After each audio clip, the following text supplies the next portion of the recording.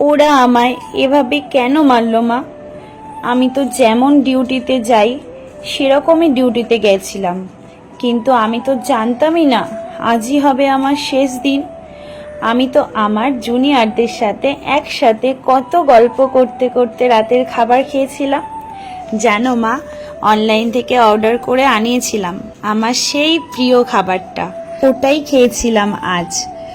তখনও যদি বুঝতে পারতাম এটাই শেষ খাওয়া, এটাই শেষ গল্প। ডিউটির বাঁধনে আমি যখন ক্লান্ত হয়ে গেলাম মা, আমার চোখ দুটো ঘুমে বন্ধ হয়ে যাচ্ছিল, একটু শরীরের ক্লান্তি মেটাতে গেলাম। তখনও যদি বুঝতে পারতাম মা সারা জীবনের মতো বিশ্রামে চলে যাব। তখন ভোর রাত, আমি ওয়ার্ডে একা, তখন ভোরে শীতল বাতাসে আমার একটু ঠান্ডা লাগতেই আমি লাল চাদরটা ঢাকা দিয়ে একটু চোখ বন্ধ করেছিলাম, শুধু সেই সময়ের অপেক্ষায় থাকা ওরা আমার সাথে। ছি মা, আমার খুব কষ্ট হচ্ছিল জানো তো। অনেকবার আমি বারণ করেছিলাম, চিৎকার করেছিলাম, বাঁচাও বাঁচাও, কে আছো আমাকে বাঁচাও, কিন্তু কেউ আমার চিৎকার আর্তনাদ শুনতে পায়নি জানো তো মা। আর ওরা আরো পশুর থেকে বিচ্ছিরি ব্যবহার করতে লাগলো, খেলতে লাগলো আমাকে নিয়ে ওরা। আমি ওদের হাতে পায়ে পড়লাম জানো তো। আমি এটাও বললাম যে আমাকে ছেড়ে দাও, দয়া করে ছেড়ে দাও, আমি কাউকে কিচ্ছু বলবো না, আমাকে যেতে দাও।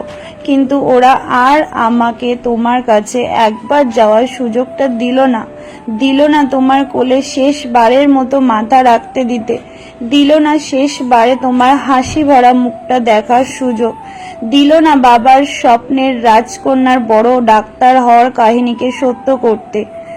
আমার গলা টিপে ধরে নিজেদের সর্বশক্তি দিয়ে আমার গলা চেপে ধরে জানো মা। আমি অনেক চেষ্টা করেছিলাম বাঁচার, কিন্তু আজ ভগবানও চাইনি যে আমি বেঁচে থাকি। ওই পশুদের শক্তির কাছে আমি হেরে যাই, আমার গলার হাড় ভেঙে যায়, ওরা আমায় ওইভাবে ফেলে রেখে চলে যায় ওই বিবস্ত্রভাবে।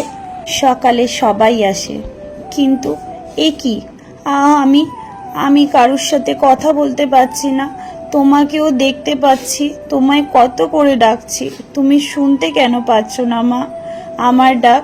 ও মা, মা, মা গো, এই তো দেখো মা, ও মা, এই তো আমি, তুমি কাঁদছো কেন, কি হয়েছে তোমার? ও মা, দেখি। মা একটা লাশের দিকে তাকিয়ে হাউ মাউ করে কাঁদছে। লাশটার মুখ দেখতে পেয়ে আমিও শিউরে উঠি। এ কি, এটা যে আমারই নিথর দেহ, আমি কি তবে মারা গেছি? আমিও কাঁদতে শুরু করলাম। সবাই আমার এই মৃত্যুতে শোকাহত, সারা দুনিয়া আমার মৃত্যুর ঘটনা আপাতত জেনে গেছে, সবাই বিদ্রোহ করছে, কিন্তু আমি আমার নিথর দেহের দিকে তাকিয়ে রইলাম। আমার শেষটা তো আরো ভালো হতে পারতো, বলো মা। দেখো না মা, ওরা আমার মুখের দেহের কি বিচ্ছিরি অবস্থা করেছে। দেখো মা, আমার চিৎকার করতে ইচ্ছা করছে, কিন্তু আমার আওয়াজ এখন কেউ শুনতে পাচ্ছে না। আমি এতগুলো লোকের সামনে চিৎকার করছি, কিন্তু একটা কেউ আমার এই চিৎকার শুনতে পাচ্ছে না, কেউ না। আমার শেষটা তো আরো ভালো হতে পারতো, বলো মা। ডক্টর মৌমিতা দেবনাথের সাথে ঘটে যাওয়া এই জঘন্যতম ঘটনাটি আমি শুধুমাত্র আমার ভয়েসের দ্বারা তোমাদের সামনে তুলে ধরলাম। Justice for doctor Moumita Debnath.